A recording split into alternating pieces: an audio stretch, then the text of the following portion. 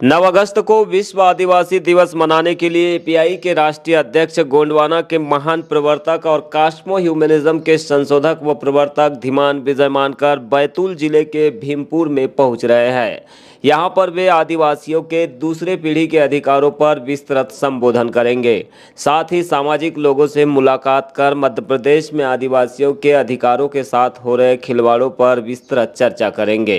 कार्यक्रम दोपहर 12 बजे से भीमपुर स्थित पुलिस ग्राउंड में शुरू हो जाएगा। इसे लेकर आदिवासी विकास संगठन के द्वारा व्यापक तैयारियां की जा रही है।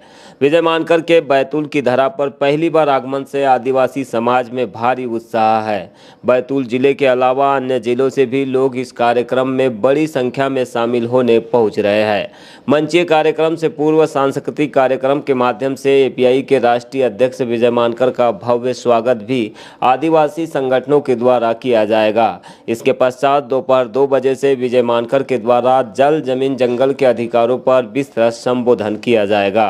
एवीएस के युवा पदाधिकारी शंभू गोंड धुर्वे ने एपीआई के राष्ट्रीय अध्यक्ष गोंडवाना के महान प्रवर्तक विजय मानकर को सुनने के लिए अधिक से अधिक संख्या में लोगों से पहुंचने की अपील की है कि यदि आपको सही में लगता है कि देश के 12 करोड़ आदिवासियों का, जो लगभग 9% देश के आदिवासियों की जनसंख्या है, आज नया जनगणना जब होगी सेंसस तो उसमें आएगी, 12 करोड़ के आसपास आबादी आएगी पूरे देश में आदिवासियों की।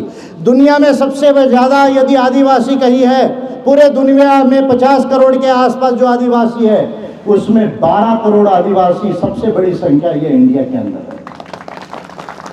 कहां पर है? इंडिया दैट इज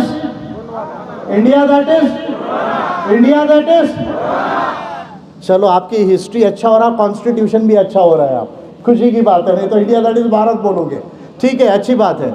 तो तीसरी जो मैं बात कह रहा हूं कि भाई आप ये जो आदिवासी है, इसके जमीन में बड़ी संपदा है। क्या क्या संपदा है? एक तो जल जमीन जंगल, हम बोलते ही है जल जमीन जंगल है, लेकिन हमारे संविधान में 5वीं अनुसूची आर्टिकल 244 में हमको जमीन के अंदर का अधिकार नहीं है। आप ध्यान से सुनिएगा इस बात को, मैं जो बोल रहा हूँ वो बड़ी महत्वपूर्ण बात है। हमारे संविधान में वीकनेस है। क्या वीकनेस है? एक, हमारा संविधान देश के आदिवासियों को इंडिजिनियस नहीं बोलता, एबोरिजिनल नहीं बोलता, वो शेड्यूल्ड ट्राइब बोलता है। शेड्यूल यानी सूची होता है, ये सूची के आदिवासी है, ठीक है। उनको संविधान एबोरिजिनल नहीं मानता, और ये 1949 से समस्या है, बात की नहीं है। 49 में जब फाइनल हुआ तभी जो है इस चीज को नकारा गया। दूसरा, संविधान हमारा जो है देश के आदिवासियों को जमीन के अंदर के मिनरल्स का राइट नहीं देता, जिसको हम सबसर्फेस राइट्स कहते हैं। यानी वो कहता है कि भाई नहीं, ठीक है, आदिवासियों की जमीन गैर आदिवासियों को नहीं दी जा सकती, यहां तक तो ठीक है, लेकिन जिस धरती पर 50,000 सालों से आदिवासी रहे हैं, उस धरती के नीचे अगर लोहा मिल जाता है, मैंगनीज मिलता है, एल्यूमिनियम मिलता है, टंगस्टन मिलता है, यूरेनियम मिलता है, यदि गोल्ड मिल जाता है, थोरियम पोटेशियम मिल जाता है, तो फिर उस पे आदिवासियों का अधिकार नहीं है। तो मैं पहला लीडर हूं इंडिया का जिसने 2008 से ये बात करना चालू किया।